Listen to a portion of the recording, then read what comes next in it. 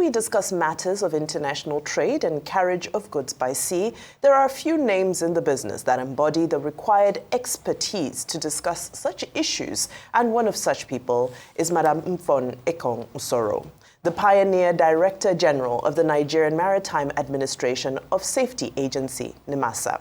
She joins us on the morning show now to discuss her book, International Trade and Carriage of Goods by Sea. She'll also be sharing her thoughts on Donald Trump's trade policies and the speech by the Honorable Chief Justice of Nigeria, Honorable Justice Kudirat M.O. Kekereekun-Jikon, at her book launch, highlighting that the book will become foundational for Nigerian courts, law schools, and the maritime industry. Good morning, ma'am, and congratulations on the launch of this beautiful body of work. Thank you. I'm happy to be here. Great pleasure to have a great Malabres on the show. Malabres? Yeah. Okay, now let's go to action. I had complained before you came that it will be very difficult to comment for me personally on a book I have not read, but I saw that somehow within 2 minutes, 3 minutes, the book showed up.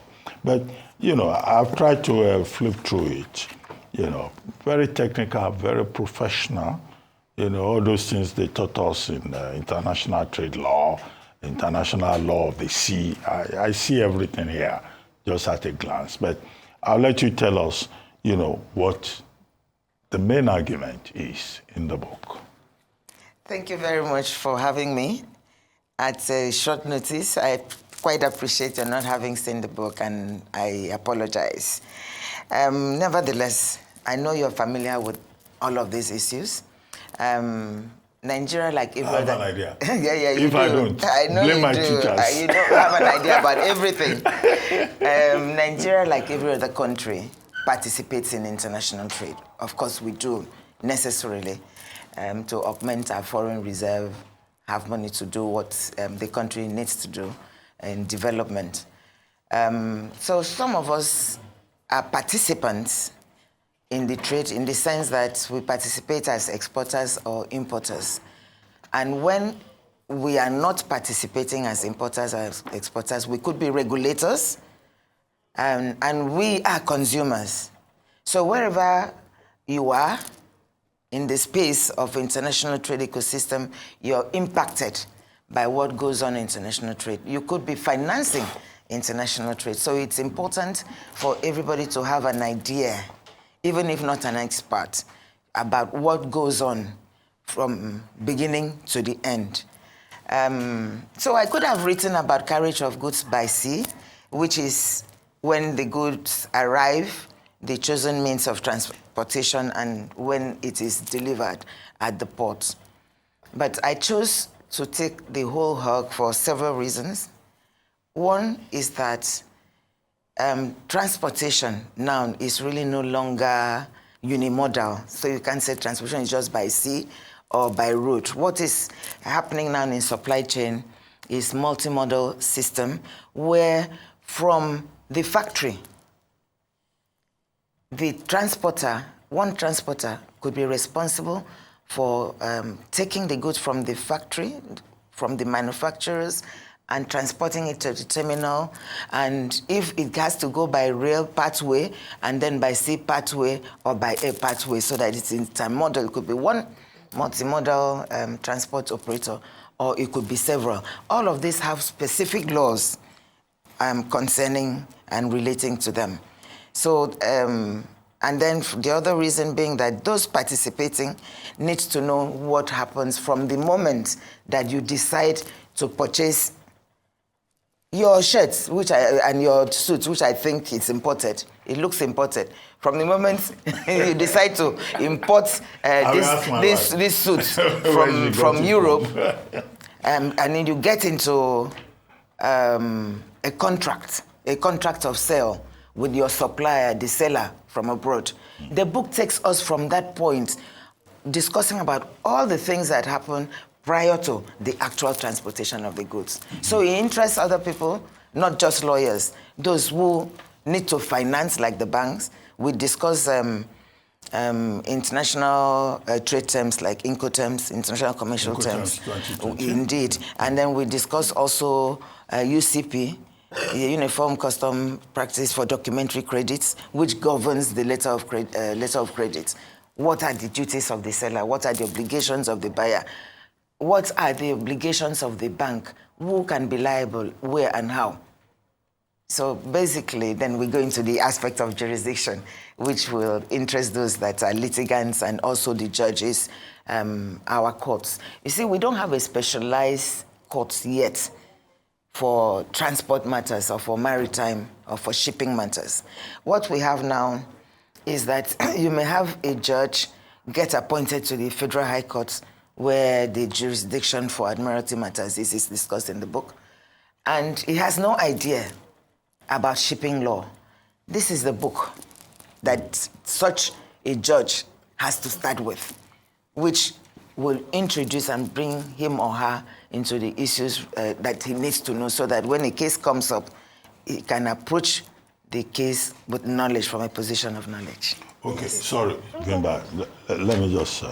one of the things you have discussed in this book, as you have pointed out, Incoterms, yes. 2020, free on board, right? There's something like that. Yes. Cost, freight, insurance, CFI, correct.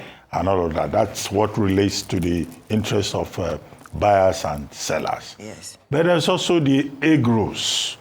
Where is Nigeria failing in this regard? Because this is a framework for international trade, yes. for international commerce. And the basic principle in international trade is about trust and consistency. If people cannot trust you, why would they want to trade with you? Where are we failing as Nigeria? Because you also talk about bill of lading and all of that. I won't look at it from the prism of failing. Okay. We are not failing, but we have not optimized, or we're not where we should be. You really have brought in one of the things that's mentioned in this book. Which international convention governs our transportation system generally in Nigeria on international cross-border transportation? Yes, the Hague Rules is part of our laws, Hague Rules of 1924, which we received. Article 31. Exactly. Yeah. And after the Hague Rules, there have been others. There was the Hague-Visby Protocol, which improved on the Hague Rules, but we did not incorporate Hague-Visby. So today, our law is still the Hague Rules. But subsequently, there was the Hamburg Rules, which was a UN response to complaints by cargo interest countries. They brought in all the major stakeholders, shipping interest, and all of us from the, well, let's say the cargo interest, just without being geographical about it. And they came up with the Hamburg Rules, more favorable to cargo interest. Nigeria in 2005 domesticated the Hamburg Rules. But in doing that, or not doing it properly, now this one is squarely on the legislature, we found ourselves in a very unusual, strange situation where we are under two competing international cargo liability regime. Why?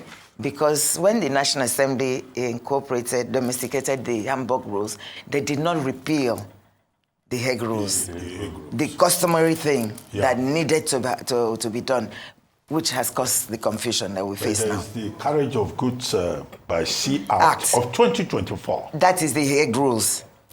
That domesticated the Hague Rules. It is still current because it was not repealed. So we have to.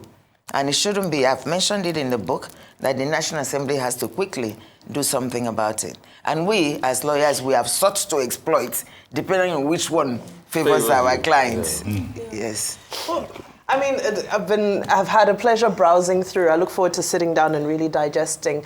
What struck me was what you've just touched on briefly, which is the international conventions. And I'm glad you listed, the Hamburg Rules. I think you also listed Hague Rules and so forth. Now, my question is around where we are seeing a shift in international trade, as per the introduction, regarding shifts of geopolitical shifts of all manner and nature. Now, of course, we know that laws are embedded, there are systems, there are rules in place, but we're seeing a disruptive environment all around.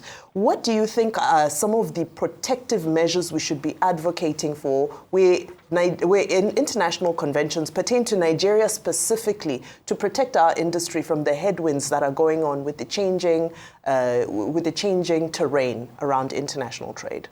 So the thing, you used the word that excites a lot of people, protective. What protection? And the fact is that even though America First is a buzzword in America now, the world is still under a multilateral trading system. So in designing our practices, we have to be mindful that we have trading partners, we have those multilateral agreements, that we are partners like the WTO, now the AFCFTA itself. Those are agreements, trade agreements, which are quite different from the international cargo liability regimes. But those international agreements themselves have inbuilt provisions that are favorable to developing countries. And if we have knowledgeable officials in negotiating those trades, they will not be browbeaten or bullied into negotiating and making commitments in a way that does not protect Nigeria's interests. So that is it, capacity, knowledge on how to navigate and know the clauses that could actually be used to favor us. That is what I would like to say in that score. Okay, so let's talk about the tricks a couple of people play across trade in nations. The tricks they play with the Himalayan clause, for instance. Also, let's talk about trade, and does this also cover air freight, at a point in time like this, vis-a-vis when you have tariff and protectionism by nations of the world? And I want to talk about that America First thing going on with Trump, because there's no heist. It's not going to affect us. Okay, take, for instance, how can you balance our trade when agricultural tariffs are up for our own agricultural export to America, and they will be charging a certain threshold on that? How do you balance it out? And how do you balance cases like dispute out at a time like this? Actually, you're correct. The tariff that they have imposed in America on American imports will affect everyone. We've already seen the geopolitical impact on different countries, powerful, developed economies, let alone ours. But at least the luck we have now is that the oil, the mainstay of our economy and imports at this time, have been excluded for the moment from the tariffs. Yes, other areas have been affected. $2 trillion worth of agricultural exports. Yes, that's where I'm coming to, that other products are affected. But we now think how much of the agricultural exports products are exported to the U.S.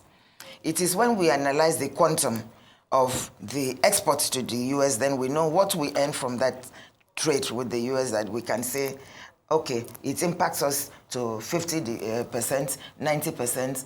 But our Minister for Trade and Commerce and also the coordinating Minister for the Economy, I think they put it at about just 4% or 5% of our trade with America will be impacted. So that is why we're not feeling it yet. But to the extent that it impacts other countries that sell stuff to us, you would still see some price increases. And you know how it is in the market.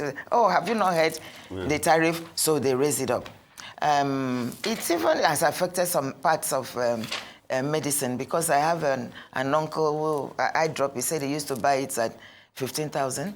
And then yesterday, he got it at 30, and they told him it's the new imports that have just arrived. Okay, The way that people use Himalayan clauses for all the shenanigans they do, because there's also a lot of shenanigans in trade.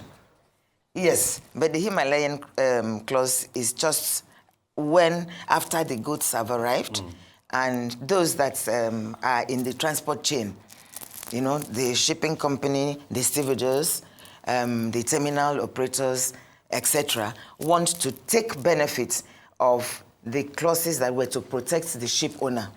And now they say, some of them say, as agents of the ship owner, we cannot be liable. So those who shouldn't belong to that group or take part to take benefits of the Madam, group. please, let's leave the legal The legal aspect. Most people will not understand it. Yes.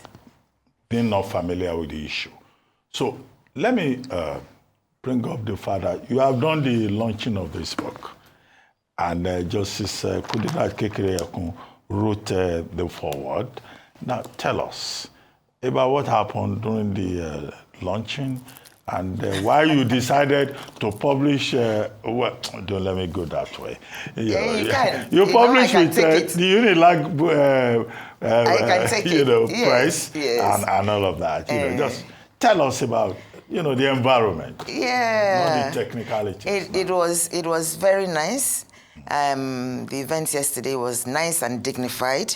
And my husband had given instruction to the event planner and to myself that it must not be Your husband a fun... gave instructions?